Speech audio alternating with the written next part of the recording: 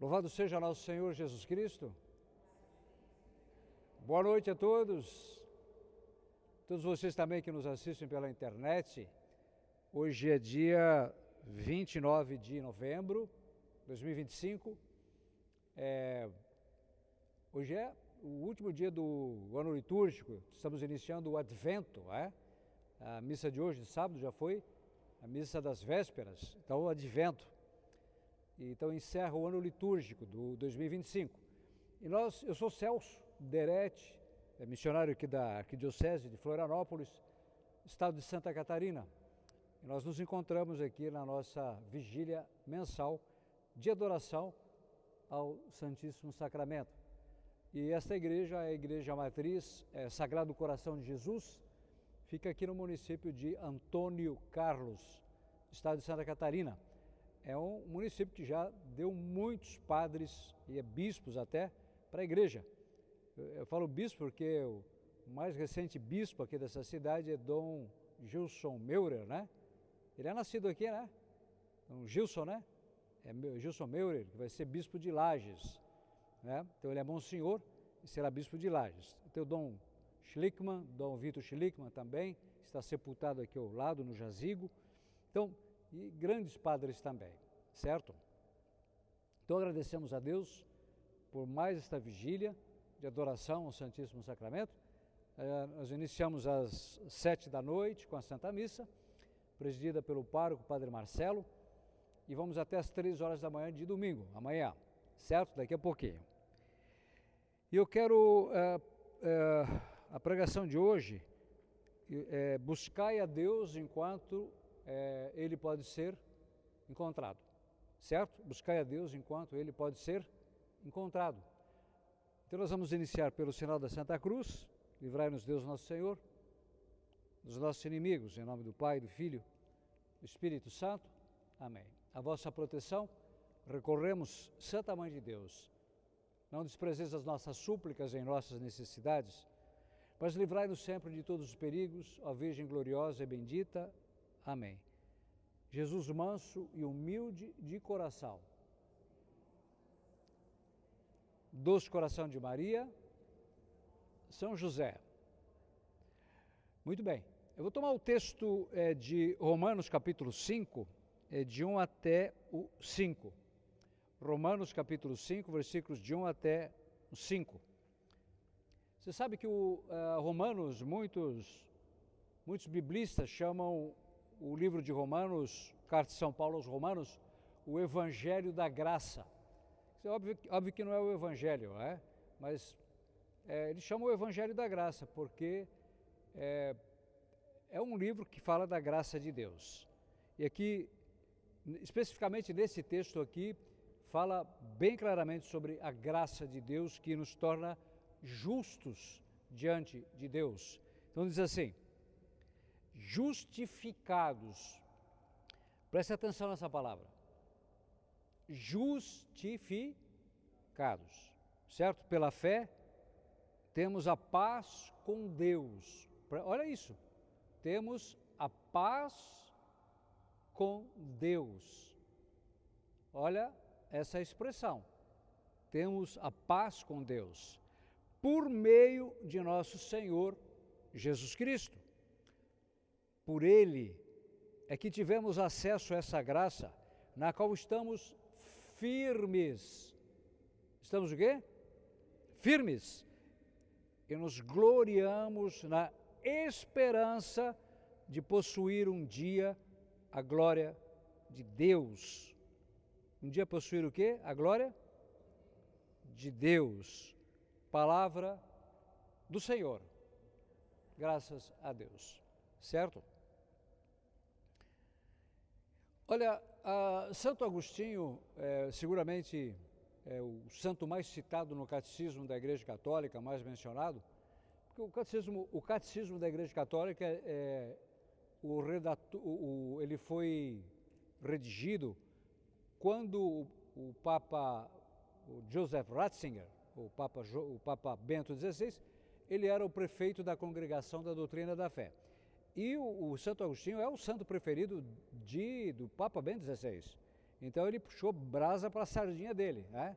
Então ele foi o redator, ele que bateu o martelo, que, enfim, que aprovou a redação final do catecismo, que é um texto simplesmente maravilhoso, de uma beleza, uma profundidade, uma clareza.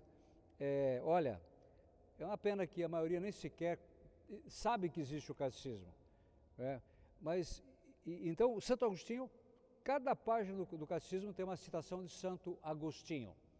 Aliás, o atual Papa, o Papa Leão XIV, ele é da família agostiniana, né? Ele pertence à congregação dos agostinianos. Olha que coisa incrível, não é? Então, Santo Agostinho diz que, isso está no catecismo, que a justificação do ímpio, a nossa justificação, é a obra mais excelente de Deus. E diz que é uma obra maior do que a criação dos céus e da terra. Por quê? Porque os céus e a terra desaparecerão. E a justificação do ímpio, a justificação dos pecadores, ela permanecerá para sempre. Forever and ever. Certo?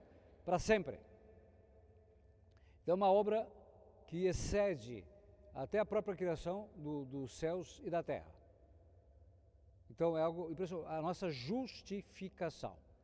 Aquilo que Jesus, o nosso Salvador, realizou em nosso favor. Ele nos tornou justos diante de Deus. Nós que éramos o quê? Inimigos de Deus, éramos objetos da ira divina, éramos verdadeiros inimigos de Deus. A ponto de, aqui São Paulo, escrevendo aos Romanos, ele diz, justificados, pois, pela fé, temos a paz com Deus. Por quê? Porque éramos inimigos de Deus. E agora nós temos a paz com Deus, por meio de nosso Senhor Jesus Cristo. Olha isso, por meio de nosso Senhor Jesus Cristo. Será que é erro de redação aqui? Eu acho que a sua Bíblia também está por meio de nosso Senhor Jesus Cristo, porque tem muita gente que coloca aqui por meio de Allan Kardec, por meio de Masaharu Taniguchi, por meio do grão-mestre da maçonaria. Não, não, não. É por meio de nosso Senhor Jesus Cristo e ninguém mais. Certo? Por meio de nosso Senhor Jesus Cristo. E por quê? Porque lá em Colossenses, e aí a gente vai voltar, porque lá em Colossenses capítulo 4, capítulo 2, ou 3, aqui, já acho aqui, Colossenses 3 diz o seguinte, olha só que coisa impressionante. Filipenses aqui, ó, Colossenses diz assim, Colossenses 2, de 13 em diante, está aqui a cruz, né? A cruz do Senhor, está vendo? A cruz, a gloriosa cruz do Senhor, certo? Lembra que São Paulo diz a respeito da cruz? Estou pregado à cruz de Cristo, certo? A minha vida presente eu a vivo na fé do Filho de Deus que morreu por mim, né? Eu estou crucificado para o mundo e o mundo está crucificado para mim, certo? Estou crucificado para o mundo e o mundo está crucificado para mim.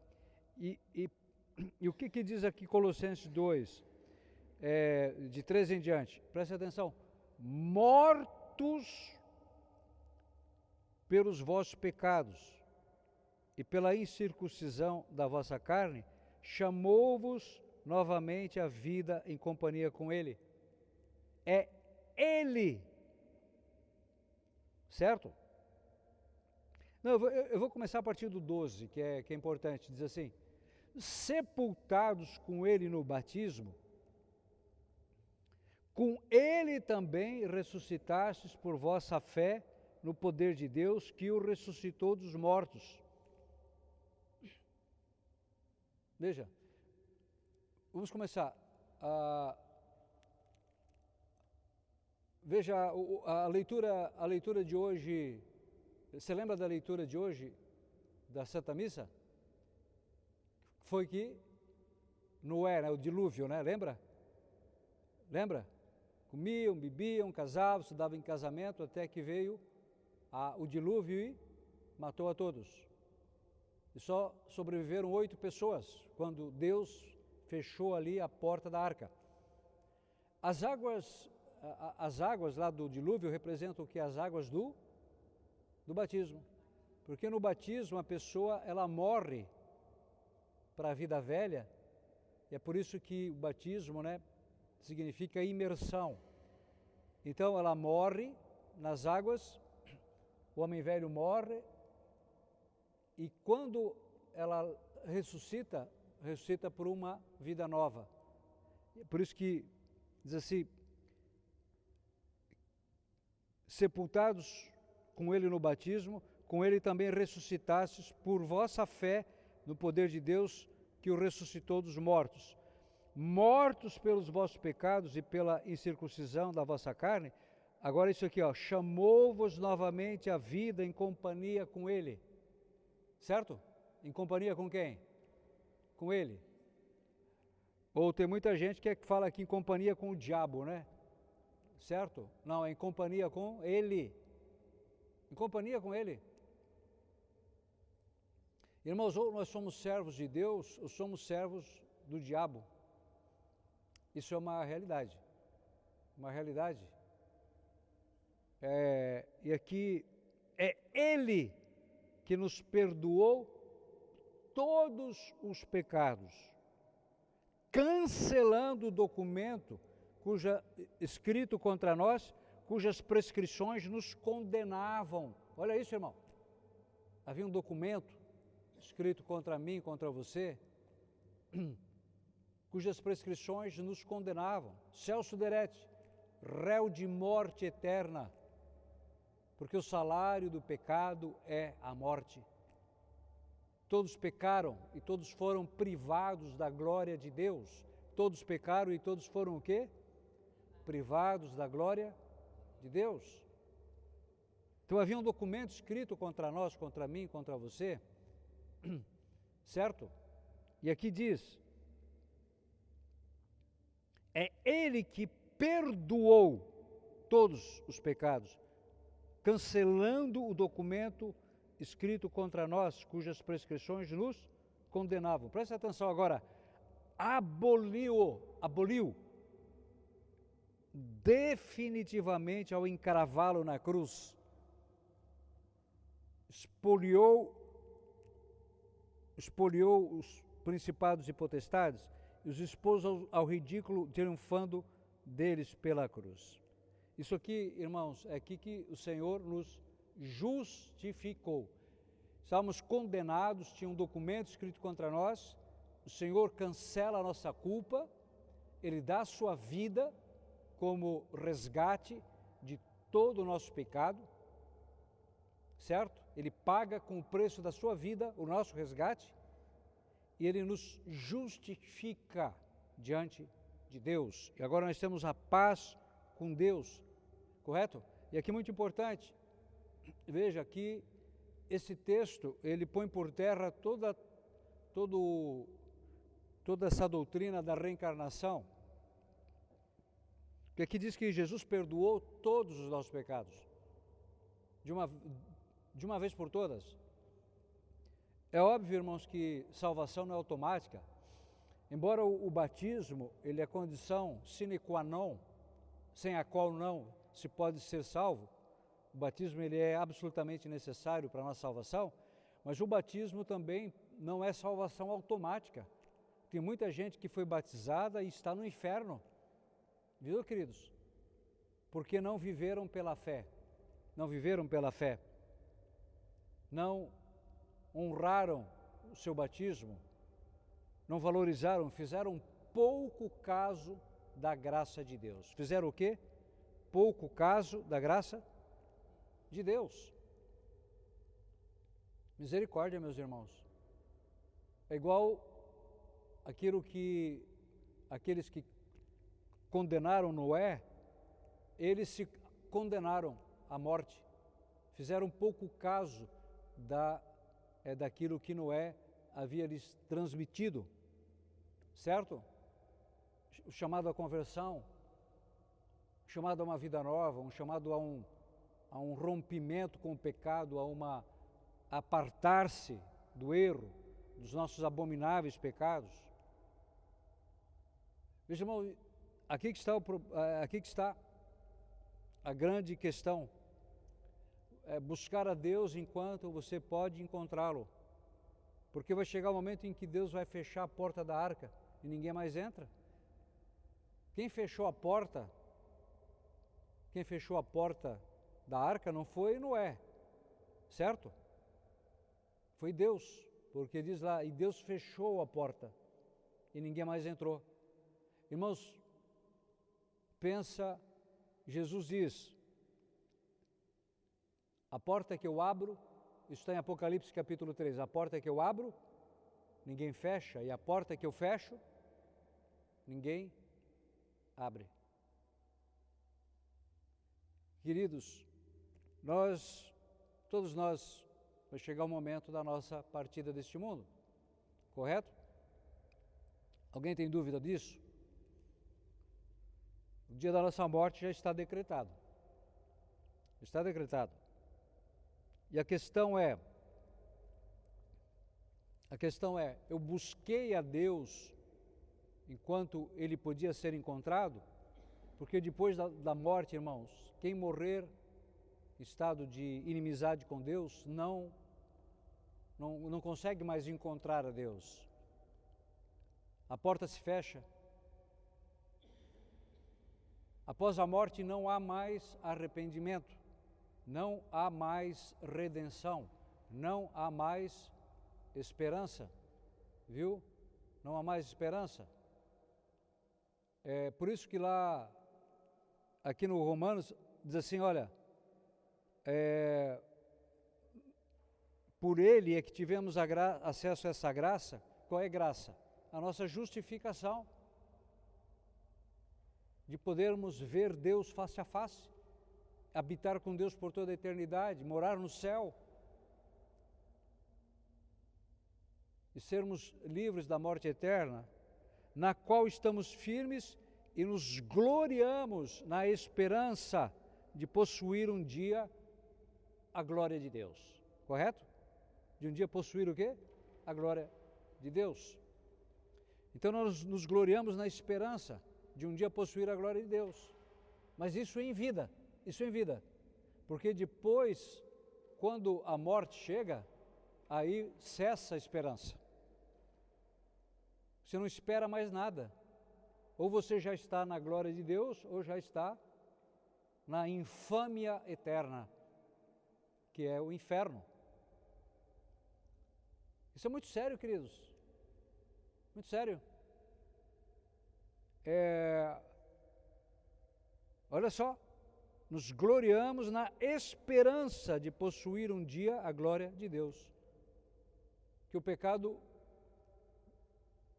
nos privou da glória de Deus, e Jesus, Ele nos justifica, cancela a nossa culpa e nos restitui a glória de Deus, da qual o pecado havia nos privado. Irmãos, aqui entra o que a gente chama de fé, buscar a Deus. Uma pessoa que tem fé, ela busca a Deus. Aquilo que Jesus diz, buscar em primeiro lugar o reino de Deus e a sua justiça, e tudo mais vos será dado por acréscimo. O problema é que o mundo de hoje, o homem de hoje é um homem soberbo, é um homem impertigado, emproado, é um homem realmente altivo. Nós estamos vivendo num mundo pós-cristão, não pós-cristianismo. Jesus Cristo é o mesmo ontem, hoje e por toda a eternidade. Ele é o alfa e o ômega. Ele tem o desfecho da história humana, está nas mãos de Jesus. Ele virá, a segunda vinda de Jesus, ele é iminente. A segunda vinda de Jesus, ela é iminente, irmãos. O Senhor virá. Nós estamos vivendo o advento agora, hoje, iniciamos o advento. Nós aguardamos a segunda vinda de Jesus. E olha, a gente até sabe onde é que vai ser essa segunda vinda. Eu volto a repetir isso, falei na última pregação. O Senhor virá no mesmo local onde ele ascendeu ao céu. Onde é que o Senhor ascendeu ao céu? No Monte das Oliveiras, lá em Jerusalém. E ele vai voltar no mesmo local onde ele estava com os pés, onde ele ascendeu, ele vai colocar os pés. Só que ele virá não mais agora como servo sofredor, ele virá na sua glória com todos os anjos, e olha o que vai acontecer, ele vai reunir todos os homens. E ali no vale de Josafá, aos pés do Monte das Oliveiras, Josafá significa o juízo de Deus, ali será o teatro do julgamento final, o palco.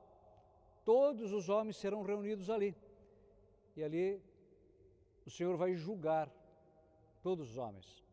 E ali os que praticaram o bem, os que amaram a Deus acima de todas as coisas, aqueles que o buscaram de todo o coração, sem reservas, sem precauções, sem suspeitar da sua palavra, esses serão honrados. Serão honrados na frente de todos. Você sabia disso? Que você será honrado diante de todos os homens que existiram desde Adão até o último homem. Você será honrado. E toda a humanidade vai olhar para você e você será honrado ali. E os que declararam a morte de Deus, certo? Os que fizeram pouco caso da palavra de Deus, dos sacramentos, fizeram pouco caso da igreja, esses serão envergonhados, desonrados, se sentirão completamente nus ali, diante de toda a humanidade. E o pior de tudo, queridos, não é só isso. O pior de tudo é que naquele dia, muitos ouvirão a pior coisa que alguém pode ouvir: ide malditos para o fogo eterno, preparado para o diabo e os seus anjos. Porque tive fome, não me deste de comer, tive sede, não me deste de beber, era peregrino, não me acolheste, estava nu, não me vestiste, estava na prisão, não me foste visitar, certo?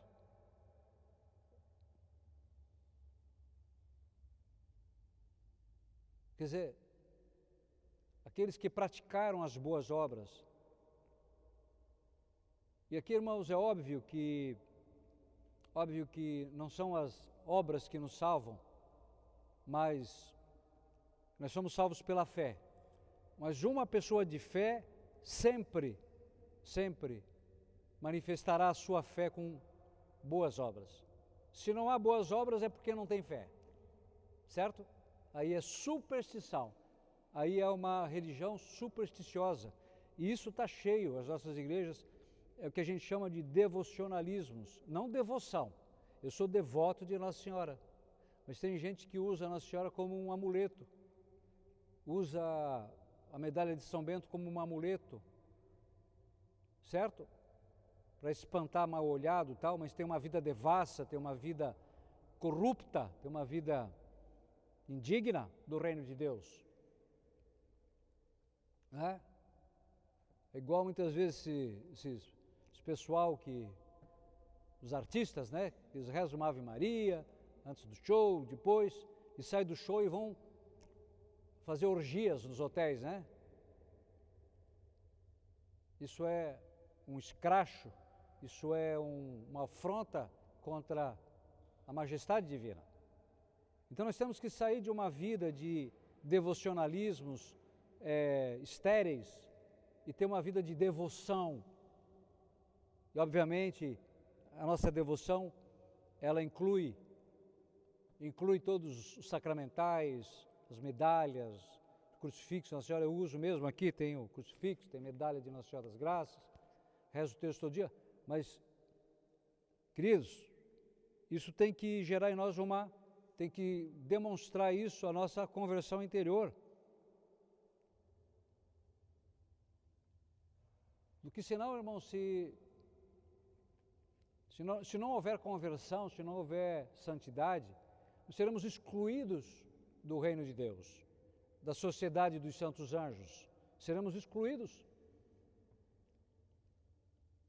Certo? Tem o sem terra, tem o sem teto, tem o sem banco, mas o pior de tudo é o sem céu, né? Aí que complica. Por isso que lá São Paulo, escrevendo no capítulo 12, ele diz assim, olha, eu vos exorto, pois, irmãos, pelas misericórdias de Deus, ofereceis vossos corpos como um sacrifício vivo, santo e agradável a Deus, certo? Não vos conformeis com este mundo, né? Mas transformai-vos, aqui ó, mas transformai-vos pela renovação do vosso espírito, para que compreendais, possais discernir. Olha só, qual é a vontade de Deus, o que é bom, o que lhe agrada e o que é perfeito. Amém? Então veja, eu pergunto, a tua vida, a minha vida, está de acordo com a vontade de Deus?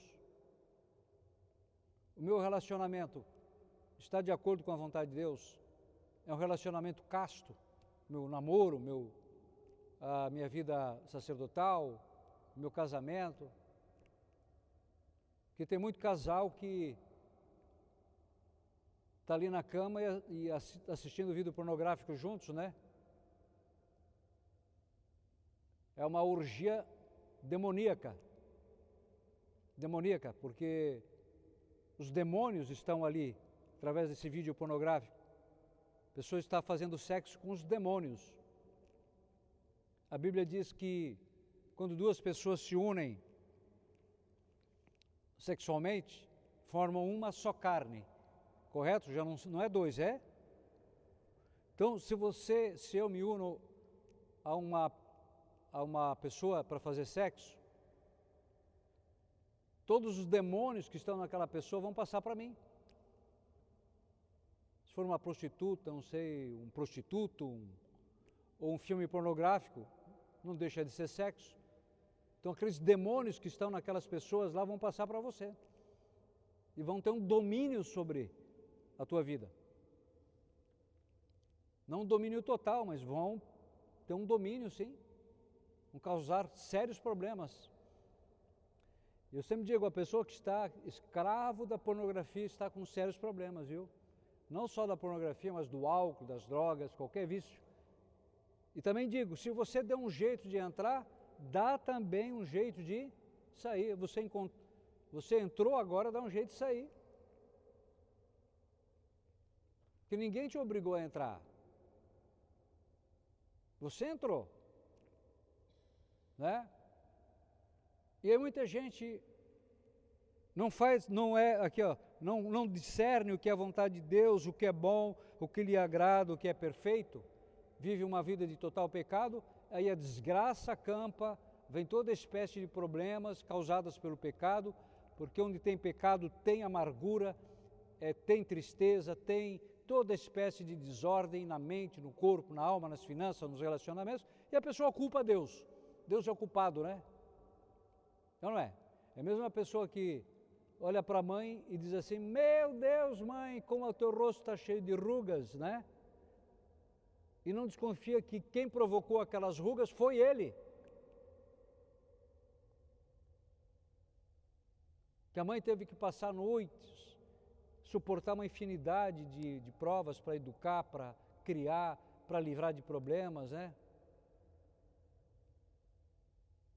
Então, a pessoa acusa as rugas do rosto da mãe, as rugas que ele provocou. E com Deus é a mesma coisa. Então, a ponto de São Paulo, lá Isaías 59, e diz assim, não é a mão do Senhor que é incapaz de salvar. Não é a mão do Senhor que é incapaz de salvar. Nem o seu ouvido demasiado surdo para ouvir.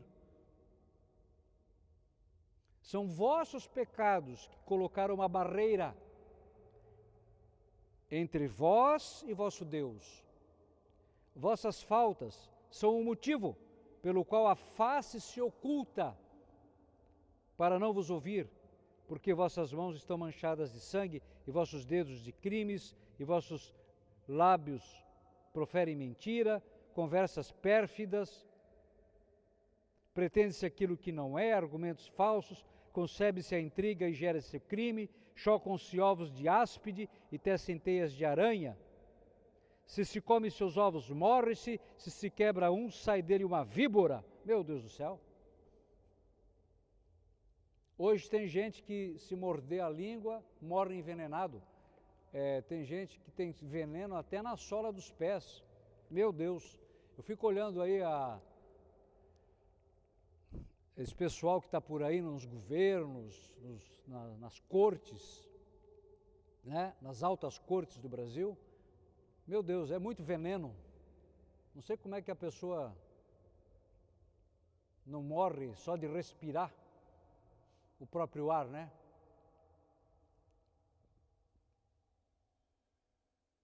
Até eu contei uma história agora, há poucos dias, eu estava pregando lá para o Terço dos Homens, lá, e contei que, não sei se vocês souberam também, mas um desses caras que roubou os velhinhos do INSS, um desses ladrões corruptos, foi lá gastar o dinheiro lá na Amazônia, com pescarias, orgias, bebedeiras, e tem uma hora que ele ficou bêbado, caiu do barco, veio uma sucuri, engoliu ele, devorou ele inteiro. Uma tragédia, né? Que pena. Mas não fiquem tristes não, porque a cobra foi operada e está passando bem, né? A pessoa tem tanto veneno que até a cobra é capaz de morrer. Irmãos, que é muito claro para nós temos que buscar a Deus enquanto nós podemos encontrá-lo, porque se nós não buscarmos a Deus enquanto podemos encontrá-lo, no confessionário, na Santa Missa, na Santa Palavra, nos retiros, nas vigílias, um dia nós nos encontraremos nas chamas eternas. Seremos arrastados para as masmorras do inferno, os calabouços, os abismos, e lá nós seremos torturados por toda a eternidade. Irmãos, pelo amor de Deus, pensa nisso. Pensa uma pessoa que neste momento está diante do tribunal de Cristo e vai ouvir: ide maldito para o fogo eterno. Meu Deus, já pensou ouvir isso da boca de Jesus? E nunca mais sair de lá, nunca mais ver a luz do sol, nunca mais ver a Deus, nunca mais, é só treva, é só solidão, é só frio glacial, tortura, é piche, é demônios o dia. Irmãos, pelo amor de Deus. Então aqui, não vos conformeis com este mundo, mas transformai-vos pela renovação do vosso espírito. Por quê? Irmãos, porque é preciso renovar, porque nós somos criados numa cultura de pecado. Olha um pouco a tua história, a minha história. Como é que era o ambiente onde você foi criado? Olha o que você ouvia, o que traziam para você ler, o que mostravam. Muitas vezes parentes pérfidos nossos, né? Muitas vezes parentes que nos levavam para o caminho do erro, do vício, da bebedeira, das farras, da pornografia. Tem pai que leva um menino de 12 anos para a zona porque ele tem que ficar homem, né? Tem mãe que ensina a menina a se perverter muito cedo. É impressionante isso, né? A gente vê toda espécie de barbaridade. O abandono da igreja, o abandono dos sacramentos. Tem gente que diz: eu rezo em casa. Quer dizer, você é Deus então, é você que sabe que legisla sobre o bem e o mal, é você, né? É você que diz, não é mais a igreja então. É eu que vou legislar o que está certo e o que está errado. A pessoa não vai mais nos sacramentos, não se confessa mais e quer ir para o céu. Não toma o remédio da imortalidade, que é a Eucaristia, e quer ter a vida eterna. Jesus diz, quem não comer da minha carne e não beber do meu sangue, não terá vida.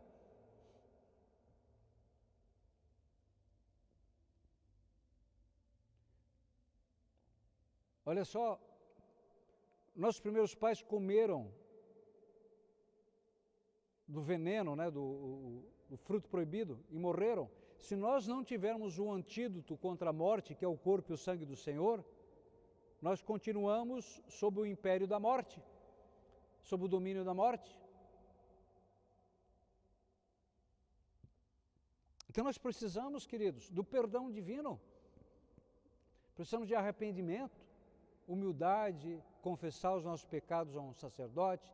Aqui, mais uma vez, discernir qual é a vontade de Deus. A vontade de Deus não era que você estivesse hoje nessa vigília? É ou não é? Mas era a vontade de Deus que outros estivessem aqui e não acataram a vontade de Deus. Foram para o bar, foram para a zona, foram para o jogo, foram não sei para onde, foram para a pornografia, foram para, né? Ficar a noite inteira lá se embebedando na beira da praia. Qual é a vontade de Deus? Você tem que se perguntar o tempo todo. Qual é a vontade de Deus com esse meu dinheiro, com o meu talento, qual é a vontade de Deus para este ano que se inicia, qual é a vontade de Deus para esse final de semana, e tantas coisas. O que é bom, certo? O que é bom.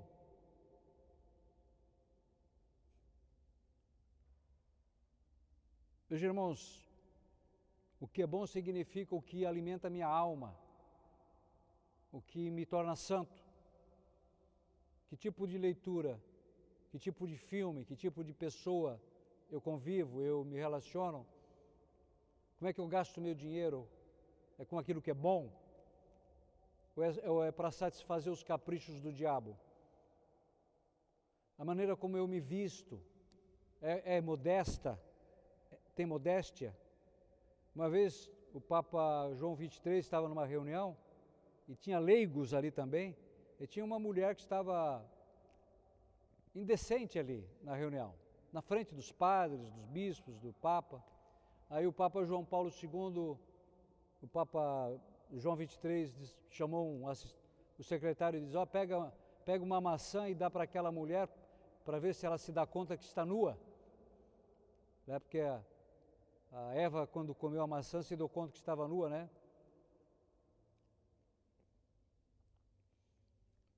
Então, a maneira como a gente se veste, olha, pelo amor de Deus, as igrejas hoje, especialmente aqui no litoral, mas é uma coisa que não dá para acreditar.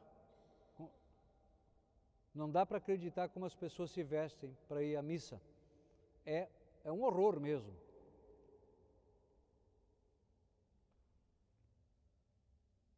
É um horror, é uma coisa que não tem cabimento. O que é bom, o que faz bem para a minha alma, para a minha salvação, o que lhe agrada e o que é perfeito. O que é perfeito. Aqui, irmãos, São Paulo, ele faz uma advertência para nós aqui muito importante, ele escrevendo aos Coríntios, né? 2 Coríntios, capítulo 5 também. A questão é assim, a igreja diz que não há pecado, por mais grave que seja. O catecismo da igreja diz, não há pecado, por mais grave que seja, que a igreja não possa dar o perdão. Isso que é maravilhoso, né? É ou não é? Não há pecado, por mais grave que seja, que a igreja não possa dar o perdão. desde que haja arrependimento e a decisão de se apartar do pecado. Né? Uma vez veio procurar uma pessoa para mim que estava em adultério e queria se livrar daquele adultério, né? Pecado mortal. Eu falei assim, mas por que você não se aparta dessa pessoa? Ela estava com um relacionamento com um homem casado. E ela falou, mas ele é tão cheiroso. Eu digo, creio em Deus Pai Todo-Poderoso, né? Misericórdia, Senhor.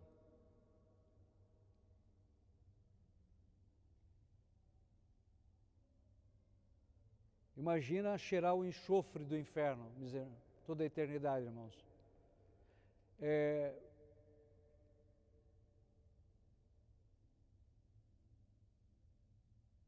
Então as pessoas sempre apresentam uma justificativa, né? Para não se converter, para permanecer no erro, para permanecer no pecado. Eu não me confesso com o padre porque ele é um homem igual eu. Não, o padre não é um homem igual a você. Ele é um homem investido de uma autoridade divina, ele age em persona Christi, ele tem uma investidura sobrenatural para dar a absolvição dos pecados. Mas é preciso arrependimento, é preciso humildade, buscar o confessionário. São Paulo escrevendo aos Coríntios, capítulo 5, 20, ele diz assim, portanto, desempenhamos o encargo de embaixadores em nome de Cristo, e é Deus mesmo que exorta por nosso intermédio. Em nome de Cristo vos rogamos. E eu estou dizendo agora, em nome de Cristo, eu rogo a você que me ouve, você que está aqui, reconciliai-vos com Deus. Reconciliai-vos com Deus. Porque se eu morrer inimigo de Deus, eu serei objeto da ira de Deus por toda a eternidade. Mas se eu morrer na amizade com Deus, reconciliado, eu serei objeto do favor de Deus por toda a eternidade.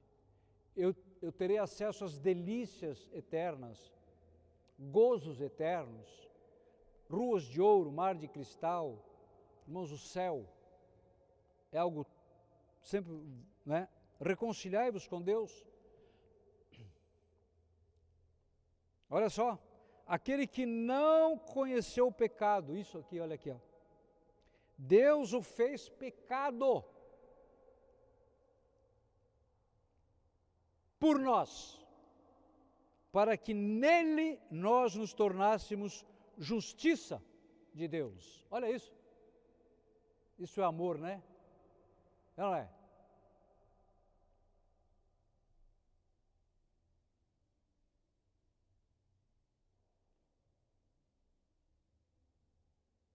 Você pagaria se o irmão seu tivesse endividado, você ajudaria ele a pagar uma dívida? Talvez sim, né? Se fosse a sua mãe, já aumenta a possibilidade, né? Se for um primo, já diminui. Se for um desconhecido, já quase não, né? E se for um inimigo teu, mortal, que você quer comer os figos dele, você pagaria a dívida dessa pessoa para livrá-lo da morte? Você faria isso? Muito improvável nós faríamos, né? Muito improvável. Muito pelo contrário, nós seríamos capazes de pagar alguém para matar a pessoa, né? Não é verdade? Como as pessoas fazem. Para ver a pessoa 7 palmos debaixo da terra. E Jesus, ele fez isso por nós. Deus é tão rico em misericórdia, quando éramos pecadores, ele dar a vida do seu Filho para nos salvar. Isso é amor, não existe amor maior.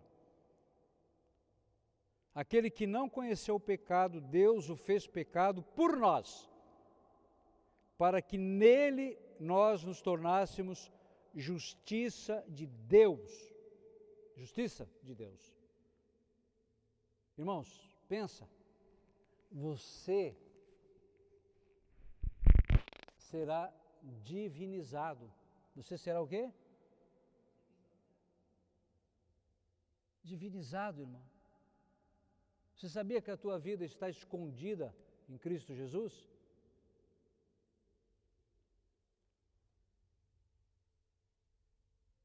Veja, aos olhos do mundo, nós que procuramos fazer o que é agradável, o que é vontade de Deus, o que é bom, o que é santo, o que é perfeito, nós somos considerados como tolos, cabeça fraca, idiotas. Né? Nesse mundo que quem pode mais chora menos, esse mundo da orgia, da farra, do adultério, da corrupção, da sedução, quem é casto, quem é puro, quem é santo é considerado idiota. Mas veja, irmão, né? Pregamos a sabedoria de Deus, misteriosa. Misteriosa, meus irmãos. E secreta, que Deus predeterminou antes de existir o tempo para a nossa glória. Para o quê? Nós seremos glorificados para a nossa glória. Uma glória imorredoura, eterna. Sabedoria que nenhuma autoridade deste mundo conheceu e que não conhece até hoje, né? Esses loucos que estão aí no poder são loucos, porque a sabedoria de Deus é loucura aos olhos dos homens, mas para Deus é louco quem não vive segundo a sabedoria de Deus. Pois se houvessem conhecido, não teriam crucificado o Senhor da glória. É como está escrito, olha só, coisas que os olhos não viram, nem os ouvidos ouviram, nem o coração humano imaginou. Tais são os bens que Deus tem preparado para aqueles que o amam. Eita! Eita glória!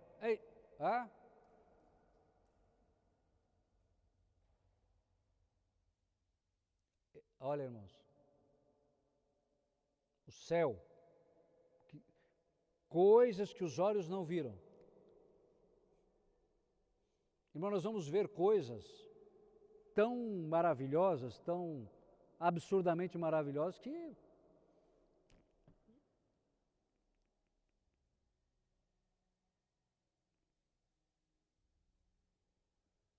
e isso por toda a eternidade, viu? Não vai ser só assim, meia horinha. Não é igual quando você chega num ambiente, você mapeia tudo em 15 segundos. Você olha para o teto, olha para o chão, olha mapeou tudo, já viu tudo. Não, o céu, por toda a eternidade, sempre será um cenário diferente, uma comida diferente, uma música diferente, um gozo diferente, por toda a eternidade. Deus, ele é tão misterioso, ele é tão grandioso, que nem mesmo uma eternidade é suficiente para nós o conhecer. E esse conhecimento é um gozo que excede todo e qualquer conhecimento.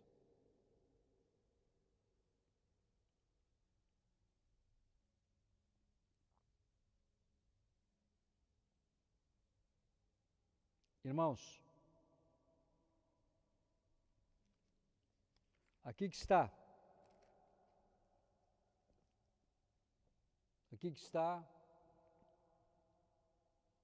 como é que eu tenho gastado a minha vida, os meus talentos, o meu dinheiro, o meu tempo, o que eu tenho buscado de fato, porque cada um encontra aquilo que busca, certo? Cada um encontra aquilo que busca.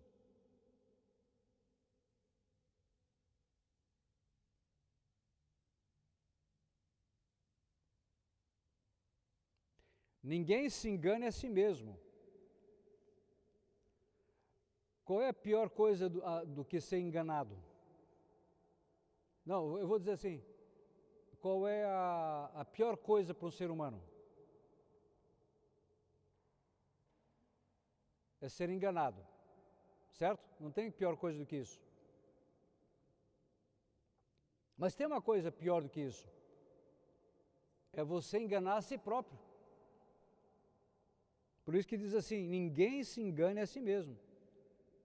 Se alguém dentre vós se julga sábio à maneira deste mundo, certo? Os espertalhões, os astutos, os sabichões, né? Os corruptos, os mentirosos, os envenenadores, esse pessoal da rede de esgoto de televisão, que produzem essas novelas emporcalhadas, faça-se louco para tornar-se sábio. Porque a sabedoria deste mundo é loucura diante de Deus. Pois diz a Escritura, ele apanhará os sábios na sua própria astúcia. Olha isso. A pessoa que é astuta, que é sábia aos olhos do mundo, no dia que estiver lá no Vale de Josafá, certo? Vai ver como a própria astúcia o levou à vergonha suprema.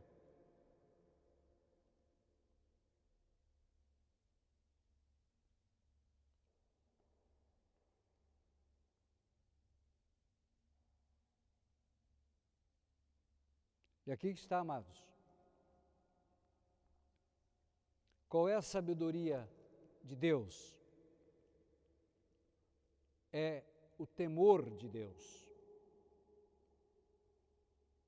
Quem é uma pessoa sábia? É uma pessoa que vive no contínuo temor de Deus.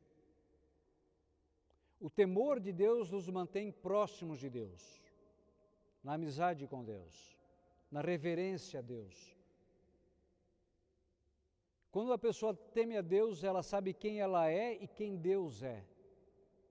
Ela sabe quem ela é diante de Deus. Sabe da sua pequenez, da sua miséria. Mas reconhece também o amor de Deus. E o medo de Deus é um sintoma de que a pessoa perdeu o temor de Deus, como aconteceu com Adão e Eva. Quando eles perderam o temor de Deus, desobedeceram a Deus, romperam a aliança, o medo tomou conta deles.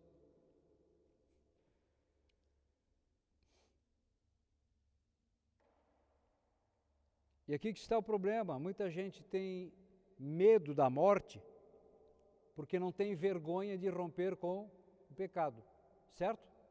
É isso. O que seria melhor?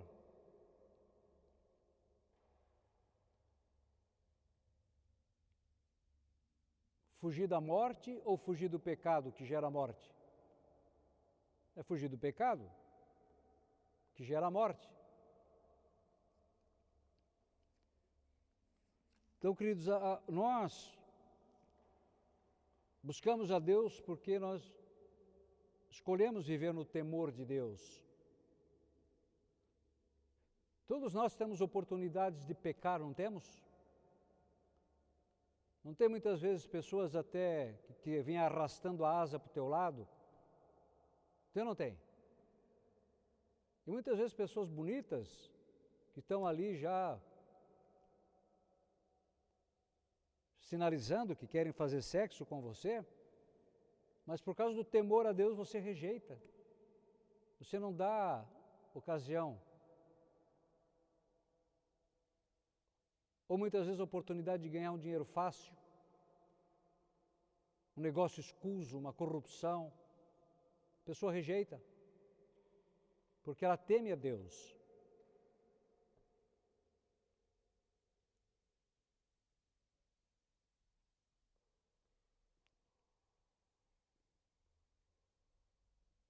E aqui,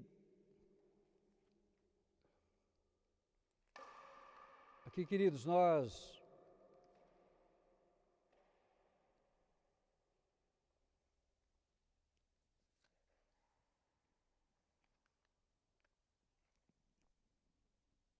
no fim das contas, né? No fim das contas, nós temos que fazer uma escolha. Temos que fazer uma escolha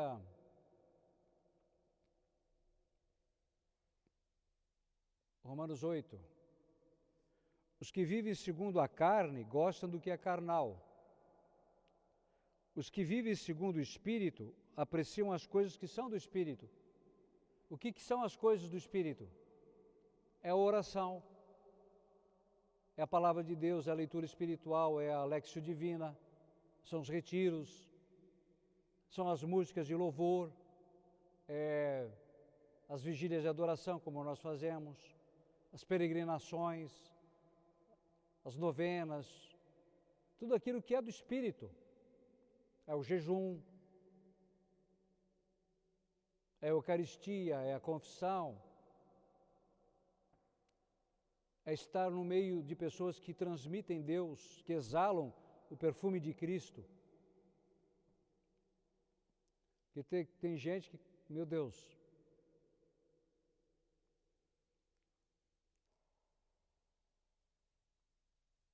ora, a aspiração da carne é a morte, enquanto a aspiração do Espírito é a vida e a paz. Porque o desejo da carne é hostil a Deus, pois a carne não se submete à lei de Deus e nem o pode. Os que vivem segundo a carne não podem agradar a Deus. Portanto, irmãos, não somos devedores da carne para que vivamos segundo a carne. De fato, se viver de segundo a carne, é a vez de morrer. Aqui que está o problema. A pessoa pode pensar assim, quem é que vai me julgar? A morte é o fim de tudo. Quem pode mais chora menos, se eu não aproveitar, vai passar.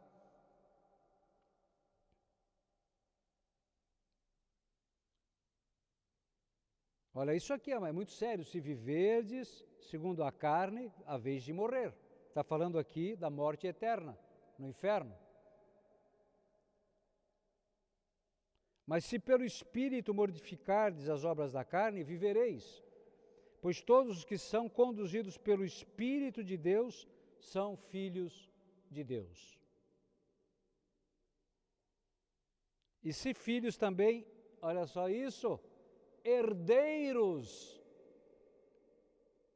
Herdeiros de Deus e co-herdeiros de Cristo.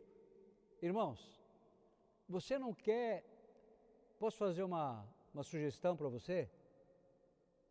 Você não gostaria de herdar o reino de Deus e tudo o que nele há, a vida eterna, não seria maravilhoso? Viver para sempre num reino que não terá fim, de paz, de gozo, de alegria, de bênção. Irmãos, mas não é precisamente isso que Jesus nos tornou dignos de sermos chamados filhos de Deus? Herdeiros de Deus? Não é à toa que lá escrevendo aos Efésios, e isso eu gostaria de dizer àqueles que amam o pecado, né?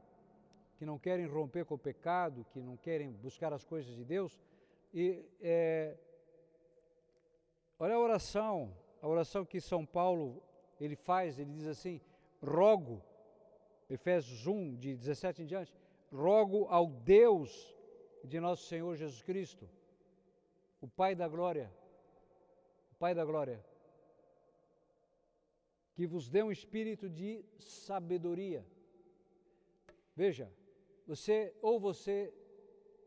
é astuto ou você é sábio. A pessoa sábia vive no temor de Deus. A pessoa astuta vive para agradar a carne, para satisfazer os apetites da carne. Vos deu um espírito de sabedoria que vos revele o conhecimento dele, que ilumine, olha isso aqui, que ilumine os olhos do vosso coração, para que compreendais a que esperança fosse chamados. O que nós esperamos? Um dia herdar a glória de Deus. É isso que nós esperamos.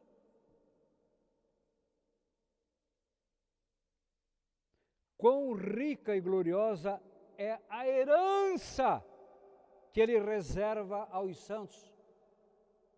Meu Deus do céu.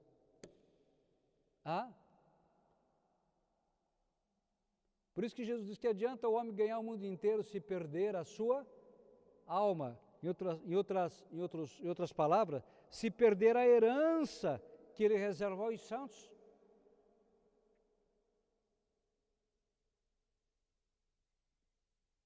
Irmãos, você pode perder qualquer coisa nessa vida. Pode perder tudo que você tem, perder a casa, o carro, perder a empresa, perder, não sei. Mas tudo isso um dia você pode recuperar. Pode perder a saúde, pode perder o cônjuge, perder um familiar, perder um cargo, perder não sei o quê. Mas se a pessoa perde a vida eterna, nunca mais ela consegue recuperar. Agora, qual é a notícia maravilhosa, irmãos? Agora, na vida, enquanto eu estiver no corpo, eu posso voltar para Deus. Eu posso ser santo, eu posso retomar o caminho da santidade. Eu sempre digo que a vida da gente, a gente está com a planta dos pés em cima de um assalpão, ou assalpão da morte ou da vida. Qual é a má notícia?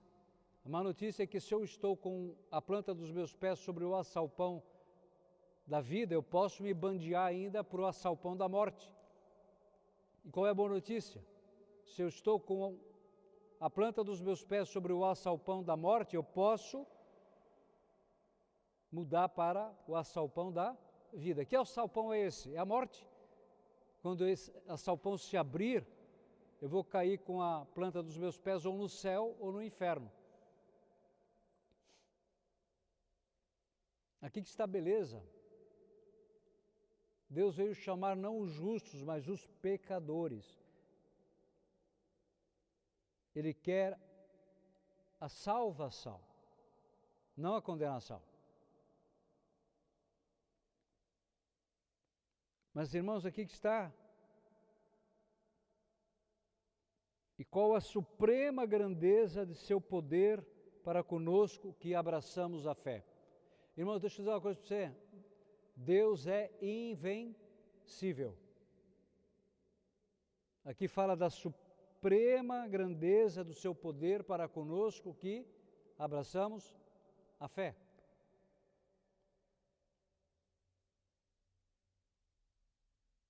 Veja, Deus não tem nada impossível, queridos. Isso não significa que estamos livres de sofrimento, de cruzes, né?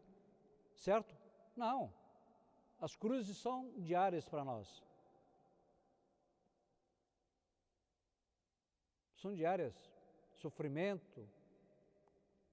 Sofrimento que os outros causam para nós, sofrimento que nós causamos a nós mesmos, sofrimento que o diabo causa a nós. Certo? Mas isso não impede o poder de Deus de agir, porque é no sofrimento que o poder de Deus se manifesta. É na luta que se manifesta o poder de Deus. É na batalha que se manifesta ali o poder de Deus. É quando você está numa situação difícil, dura de vencer, injusta até, uma traição, uma promessa que alguém fez e não cumpriu, mas é ali que age o poder de Deus.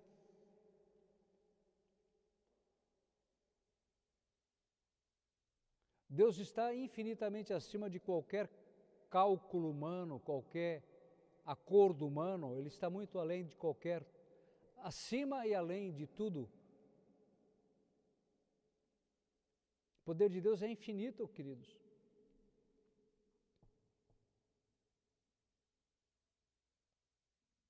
E aqui que está uma coisa maravilhosa a respeito de Deus.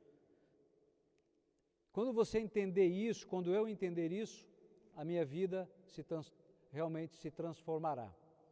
Deus, Ele não é obrigado a nada. Mas Ele se obriga a cumprir o que Ele diz.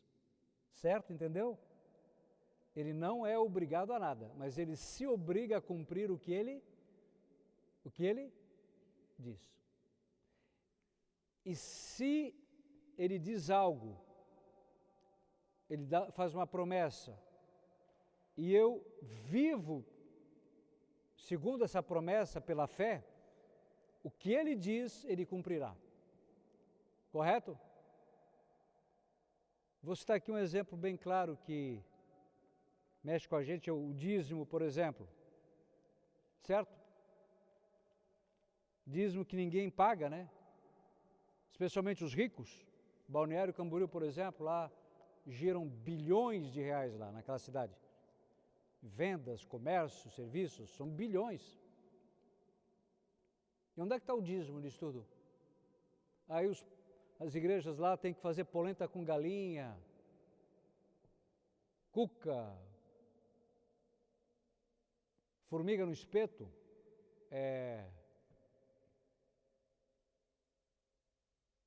asa de marsupial, para arrecadar dinheiro para isso, para aquilo. Meu Deus do céu, é o fim da picada, né? Uma cidade... Onde é que está o dízimo? De tudo que se vende lá de apartamento, de serviço, de...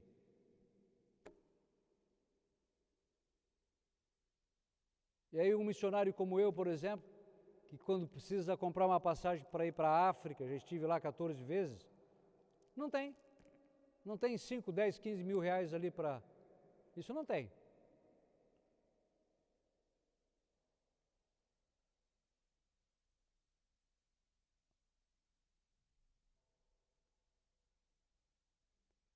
E olha o que Deus diz a respeito do dízimo, por exemplo, porque tem muito dinheiro que é guardado em saco roto, que não serve para nada. Que o dinheiro, se ele não tiver a unção de Deus, ele é apenas um papel, a pessoa pode comprar isso, aquilo, e só vai dar o efeito contrário. É igual bumerangue.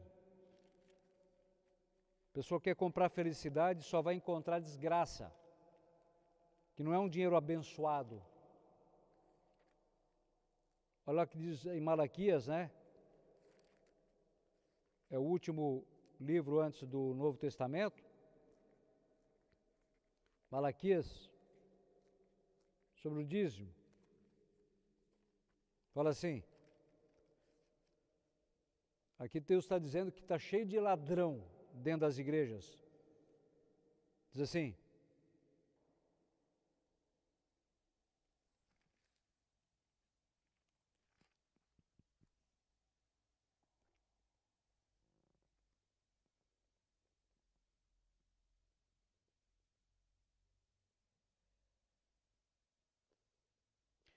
pode o homem enganar a seu Deus? Malaquias 3, de 8 em diante. Por que procurais enganar-me? E ainda perguntais, em que vos temos enganado? No pagamento dos dízimos e nas ofertas. Olha isso aqui. Fostes atingidos pela maldição. Então não adianta a pessoa esconder o dízimo lá, investir em outras coisas, porque é um dinheiro maldito, viu? Achando que está fazendo uma grande coisa. E vós, nação inteira, procurais enganar-me. A nação inteira, não está falando nem de Balneário, da nação inteira. Pagai integralmente os dízimos ao tesouro do templo, 10% do lucro líquido, para que haja alimento em minha casa. Olha, agora, aqui, ó, aquilo que eu quero chegar. Fazei a experiência, diz o Senhor dos Exércitos, e vereis, se não vos abro os reservatórios do céu, e se não derramo a minha bênção sobre vós, muito além do necessário. Lembra que eu falei? Deus não é obrigado a nada, mas Ele se obriga a cumprir o que Ele promete. Ele se obriga, porque Deus é veraz. Deus não se contradiz jamais. Para vos beneficiar, afugentarei o gafanhoto, que não destruirá mais os frutos de vossa terra, não haverá nos campos vinha improdutiva. Todas as nações vos felicitarão, porque sereis terra de delícias. Não tem muita desgraça que está acontecendo na natureza, granizo, isso, aquilo. Cheias, que é maldição que o homem atrai sobre si mesmo, por não obedecer à palavra de Deus, certo?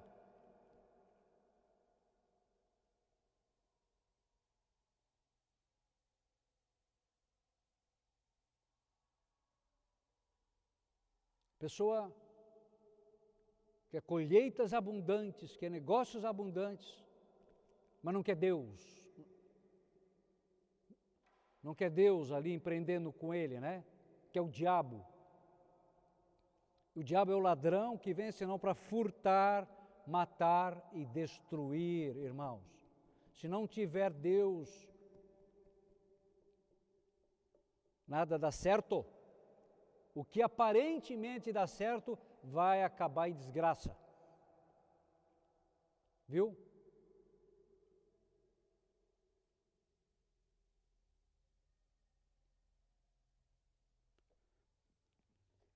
Esses dias eu fui num casamento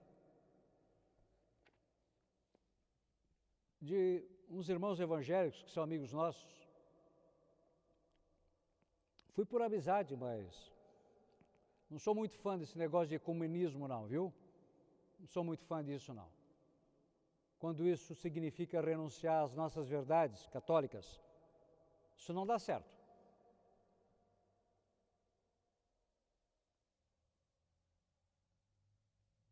E lá o pastor fez uma homilia, aí ele falou sobre a transformação da água em vinho nas bodas de Caná, né? Aí ele disse o relato lá que Jesus transformou, e na festa de casamento, alguém falou que estava faltando vinho. Ele teve vergonha de dizer o nome de Maria. Meu Deus do céu. Alguém falou que estava faltando vinho.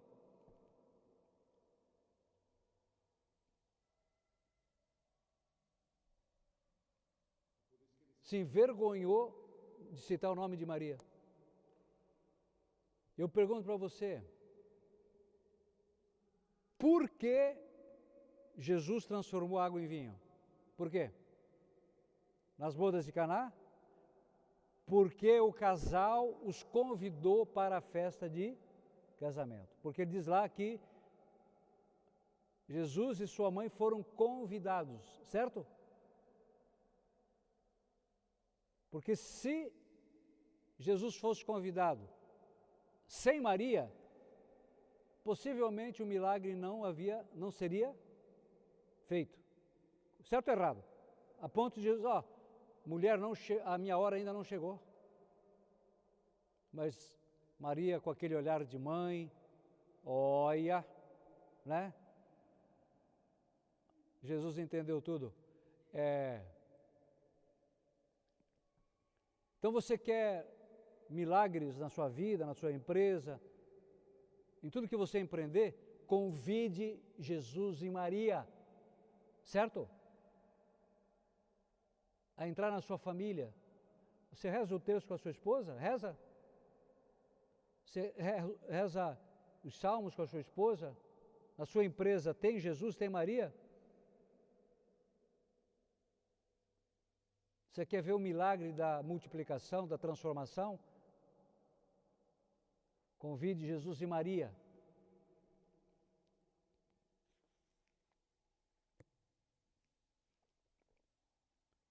Irmãos, aqui nós somos chamados a viver pela fé, certo? Lembra que eu acabei de ler aqui que Deus fala o quê? Fazeis a experiência e o quê? Vereis. O que é que a gente enxerga? Aquilo que se materializa, correto? Deus não fala assim, e ouvireis, não, vereis. A fé traz à existência aquilo que a gente espera, correto? A fé traz à existência aquilo que a gente espera. Por isso que Jesus disse, tu creres, verás a glória de Deus. E você quer ver a glória de Deus, irmão? Vive pela fé. Ah, mas a fé tem um detalhe, querido. A fé significa morte, sacrifício, conversão, mudança de mentalidade, renúncia, apartar-se do erro e entregar as rédeas da própria vida nas mãos do Espírito Santo. Deixai-vos conduzir pelo Espírito. Quem semeia na carne colherá a corrupção. Quem semeia no Espírito colherá a vida eterna.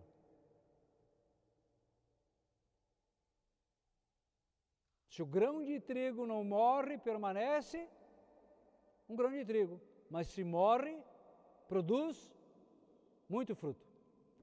O segredo é morrer, irmão. Morrer para tudo aquilo que é contrário à palavra de Deus, à vontade de Deus. Mas quando você morre, irmão, você vê a glória de Deus. Você vê a multiplicação. Você vê a bênção. Você vê.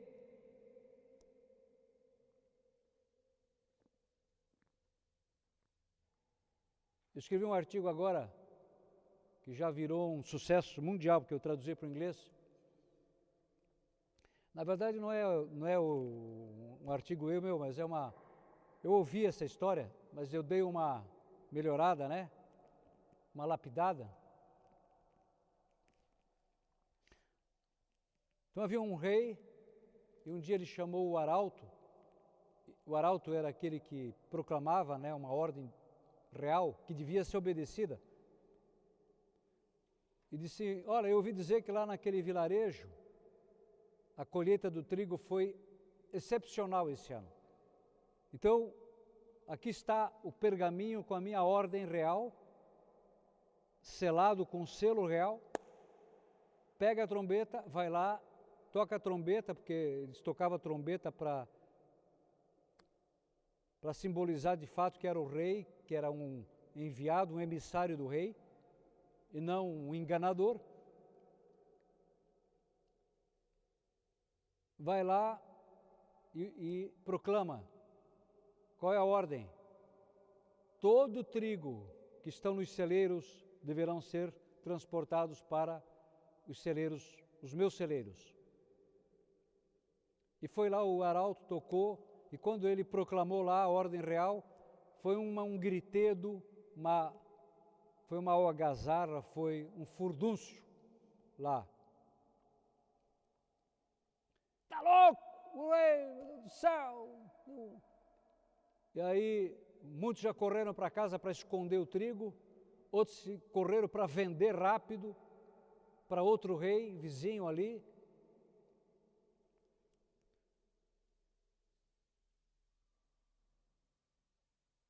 E o que tinha maior quantidade de trigo, dizia: eu não vou dar nada para esse rei. Não vou dar nada. E disse assim: esse rei já não é dono de todas as minas de ouro aqui do reino, ele ainda quer o nosso trigo, que nós ganhamos com suor, sangue, lágrimas e suor, para o nosso sustento. Somente um humilde camponês disse: chamou a mulher, os filhos: nós vamos doar todo o trigo que nós colhemos, porque eu confio na bondade do rei. E assim, o rei foi lá, na semana seguinte, com seus funcionários, e eles recolheram todo o trigo que foi trazido. Detalhe, ele anotou o nome e a quantidade, não de sacos, a quantidade de grãos que estavam dentro dos sacos. Anotou tudo. E disse: daqui a uma semana eu vou voltar, e todos que doaram estejam aqui. E quando ele voltou com os mesmos sacos também, cheios. Só que daí ele devolveu para todos. Quem doou 2 sacos, recebeu 2 sacos. Quem doou 100 sacos, recebeu 100 sacos. Só que quando eles abriram os sacos, não tinha mais trigo. O que tinha? Pepitas de ouro. Para cada grão de trigo, o rei devolveu uma pepita de ouro. E aquele cara que não doou nada, ele voltou para casa dizendo: por que eu não dei tudo o que eu tinha? E assim será conosco, queridos, quando nós chegarmos diante de Jesus e vermos a recompensa que Ele tem para nós, certo? Aquilo que nós lemos antes, né? Coisa que os olhos não viram, os ouvidos não os ouviram, e o coração humano imaginou. Nós também vamos dizer: por que eu não dei tudo? Por que eu desconfiei? Por que eu reti? Por que eu fui mesquinho? Por que eu fui sovina? Por que eu não dei o melhor do meu tempo, do meu dinheiro, do meu talento? Por quê?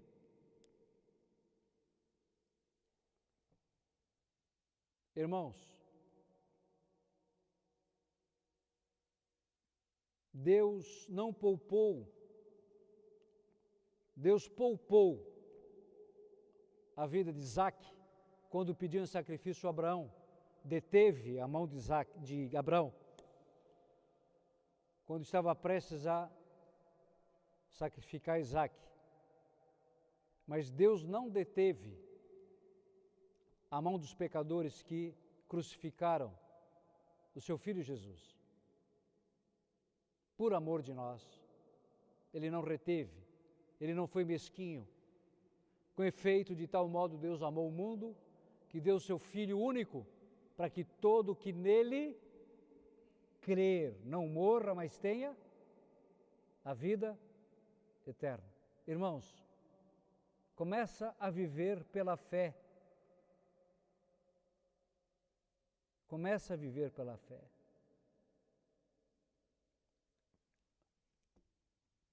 Não tenha medo de morrer para tudo aquilo que é contrário à fé. E não tenha medo de se entregar inteiramente àquilo que a fé em Jesus te pede.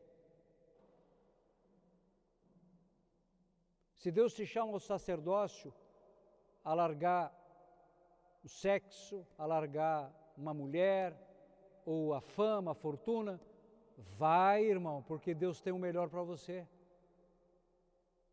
Você não está perdendo algo, você está ganhando tudo. Se Deus te chama a pagar o dízimo integral, paga, que tu verá bênção mais do que você imagina. Se Deus está chamando você a ser um missionário, dá o passo, um pregador, uma pregadora. Se Deus está chamando você a formar uma família, forma. Deus está chamando você a escrever um livro, vai adiante, compor uma música. Tantas coisas que Deus nos chama. A investir um dinheiro numa obra de Deus. Por que reter? Por que duvidar? Ao invés de duvidar de Deus, duvide da dúvida.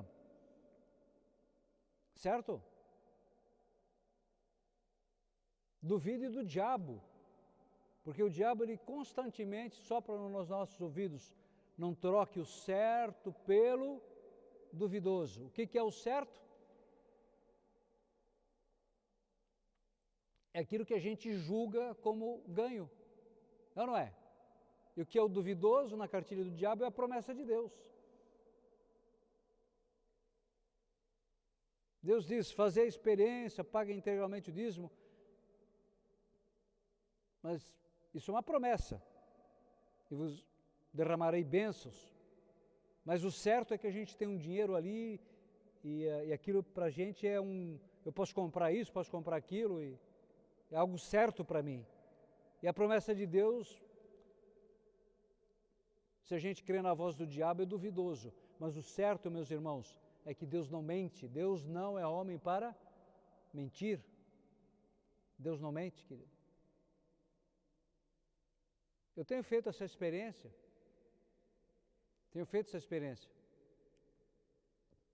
Eu lembro uma vez, por exemplo, eu já contei esse testemunho, mas muita gente não ouviu. Em uma das minhas missões lá na África, na Tanzânia, estava passando por uma dificuldade financeira muito grande. Eu tinha uma pilha de boletos assim em cima da mesa para pagar, tudo atrasado. Não tinha dinheiro. A síndica vinha pela escada, eu ia pelo elevador. Ela vinha pelo elevador, eu ia pela escada. Eu lembro que estava devendo 4, 5 meses de condomínio. Chegaram a cortar minha luz um dia que eu estava numa missão, meu Deus do céu. Aí eu cheguei em casa tudo estragado. E aí eu disse assim, Deus, eu vou primeiro botar em ordem a minha vida financeira, depois eu vou voltar às missões. Aí eu disse, eu vou ligar para lá, vou cancelar a missão, pedir o reembolso da passagem. Mas eu disse, não, mas antes disso eu quero abrir a Bíblia, vamos ver o que Deus vai falar. Aí eu abri a Bíblia pensando assim, bom, de certo Deus vai falar assim, dar-te-ei os tesouros escondidos, o ouro da Arábia virá a ti, né? O ouro de além-mar chegará a ti. Não, quando eu abri, sabe o que Deus falou? A minha graça te basta. A minha graça te basta. E eu falei, ó Senhor, se tu está dizendo que a tua graça me basta, eu não vou duvidar. Aí eu esqueci lá os boletos, fui para a missão, e no último dia da missão eu conheci lá uma empreendedora lá de Angola, que estava na África do Sul, e eu fiz uma missão na volta da Tanzânia, na África do Sul, lá para a comunidade portuguesa. E ela perguntou, o senhor Celso, o que o senhor está fazendo aqui na África do Sul? Não, eu estou retornando de uma missão lá na Tanzânia e agora vim aqui fazer uma semana de missão para a comunidade portuguesa. Ah, mesmo? Ah, já que o senhor veio aqui na África para nos ajudar, eu vou lhe dar uma ajuda. Ela me deu $1.000. Quando cheguei em casa, fui lá, troquei lá nos camelôs, peguei aqueles boletos, fui pagar. Quando eu paguei o último boleto, sobrou R$11 ainda.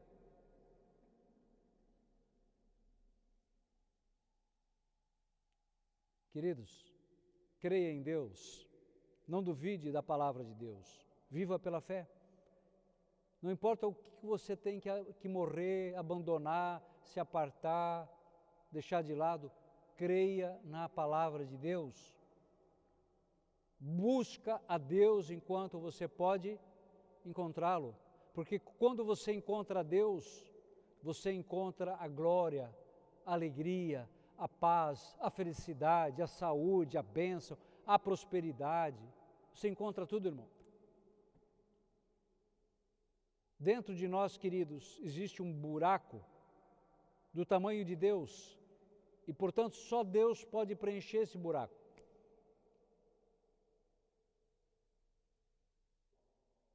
Busca a Deus, irmão. Porque Deus, Ele te buscou também. Certo? Lembra dos 3 atés? Lembra dos 3 atés? Não. Jesus foi obediente até a morte. E morte de cruz, certo?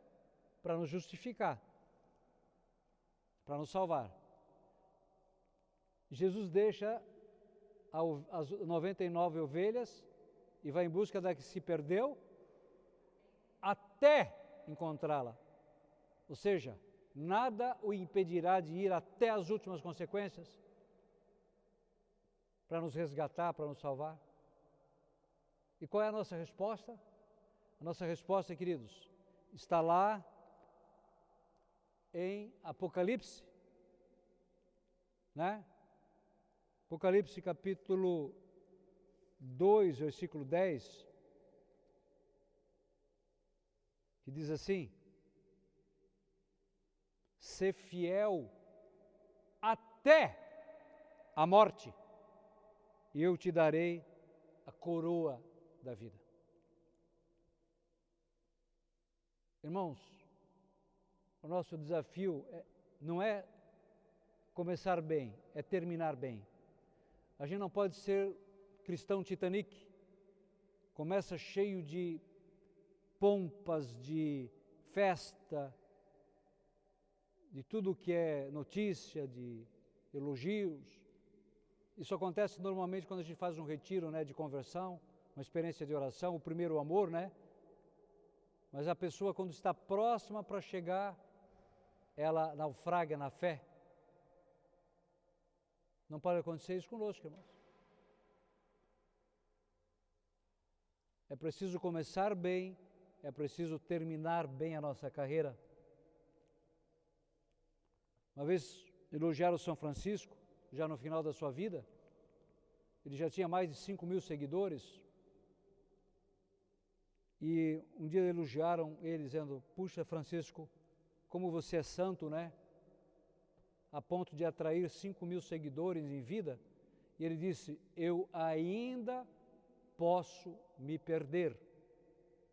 Eu ainda posso me perder. Ser fiel até a morte. Irmãos, somos fracos, somos miseráveis, somos barro, pó e cinza, somos. Nós somos amados por Deus, irmãos. E o amor de Deus foi derramado em nossos corações pelo Espírito Santo que nos foi dado. Nós estamos aqui numa igreja chamada Sagrado Coração de Jesus, e do Sagrado Coração de Jesus jorrou sangue e água. O sangue representa a Eucaristia e a água, o Espírito.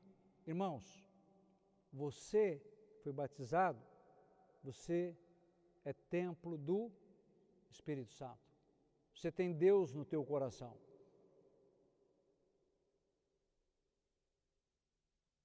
E se Deus é por nós, quem será contra nós?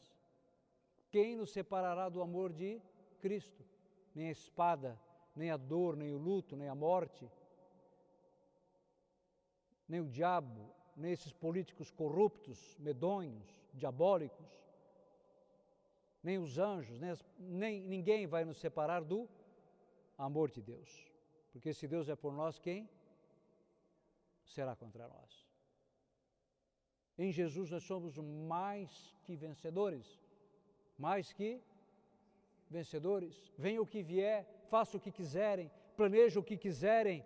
Se Deus é por nós, quem será contra nós? A tua maior força, irmão, é a tua fidelidade.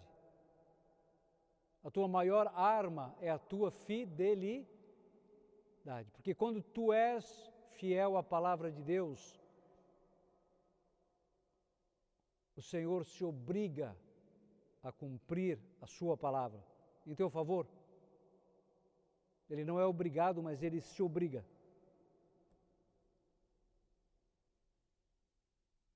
Irmãos, busque a Deus. Você que está afastado do confessionário, pelo amor de Deus, se arrepende, volta ao confessionário, confessa os teus pecados. Você que não busca mais a Eucaristia, volta para a igreja, para o grupo de oração, para a palavra, para o terço, para as vigílias, seja o que for. Volta. Sai do inferno, irmão, irmã. Sai do inferno.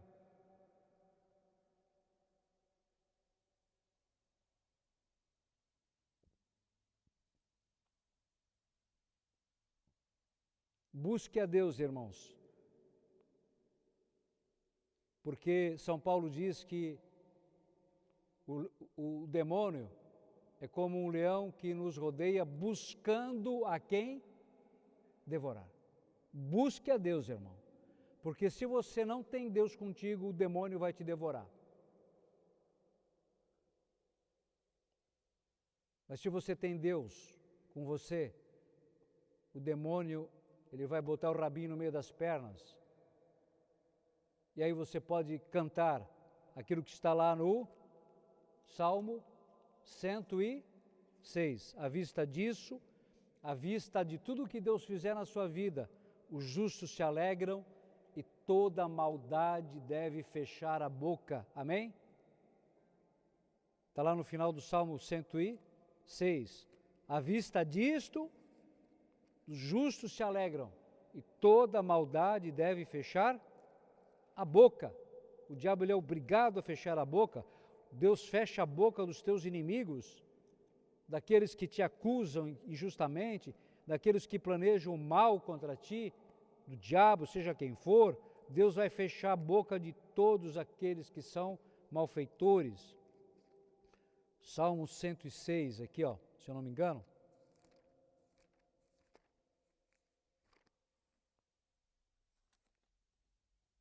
Aqui. Mas aquele que lança seu desprezo sobre os grandes e os faz errar por intransitáveis desertos, Deus soergueu o pobre da miséria. Irmãos, Deus quer soerguer você, multiplicando famílias como rebanhos. À vista disso, os justos se alegram e toda maldade deve fechar a boca.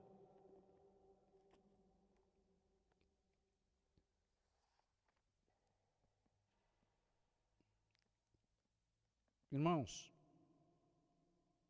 para encerrar essa pregação,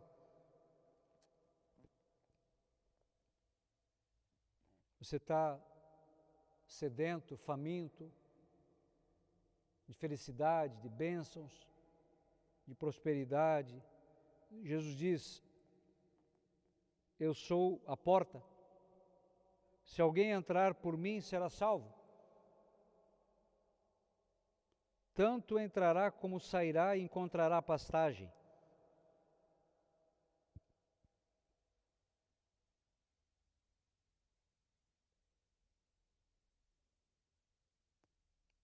A pastagem aqui significa toda espécie de bênção, tudo que é de bênção, de abundância, que sacia, que satisfaz.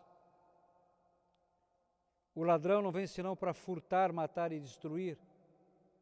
Eu vim para que as ovelhas tenham vida e para que a tenham em abundância. Obrigado, Senhor Jesus. Nós te adoramos. E, Senhor, hoje a nossa decisão é te buscar, não apenas te buscar, mas com um zelo 10 vezes maior, Senhor. Com mais intensidade, com mais vigor, com mais disposição, com mais generosidade. Nós queremos te buscar, Jesus, sem reservas, sem precauções, sem suspeitas. Senhor, nós te adoramos, Senhor. Nós confessamos que Tu és o Senhor de nossas vidas. Nós renunciamos ao diabo. Diga de fato, eu renuncio ao demônio. Jesus, Tu és o Senhor da minha vida. Diga isso. Jesus, Tu és o Senhor da minha vida. Eu confio em Ti. Em Ti eu tenho abundância, Senhor. Eu tenho felicidade, eu tenho proteção, eu tenho segurança, eu tenho a vida eterna. Obrigado, Jesus, por Tua palavra, pelo Teu Espírito. E mais uma vez, Senhor, derrama sobre nós, Senhor, o Teu Santo Espírito. Batiza-nos com o Teu Espírito Santo nessa noite santa. A nós, aqueles que estão me ouvindo agora pela internet, batiza-me, Senhor, com o Teu Santo Espírito. Eu quero uma transformação, uma metanoia, Senhor. Eu quero uma libertação, eu quero uma vida nova. Eu quero, Senhor, me tornar herdeiro da vida eterna. Viver como salvo, abençoado, amado, querido, protegido. Não mais como escravo, não mais como mercenário, mas como filho, Senhor. Muito obrigado, Senhor. Obrigado, Mãe Santíssima, pelo Teu sim. Obrigado, toda a corte celeste, São José. Obrigado, Pai querido, por não ter poupado a vida do Teu Filho para nos salvar. Obrigado, Deus Espírito Santo. Obrigado, Senhor Jesus. Obrigado, Mãe Santíssima. Glória ao Pai, ao Filho e ao Espírito Santo. Amém. Pelo sinal da Santa Cruz, livrai-nos Deus nosso Senhor, os nossos inimigos. Em nome do Pai, do Filho e do Espírito Santo. Amém.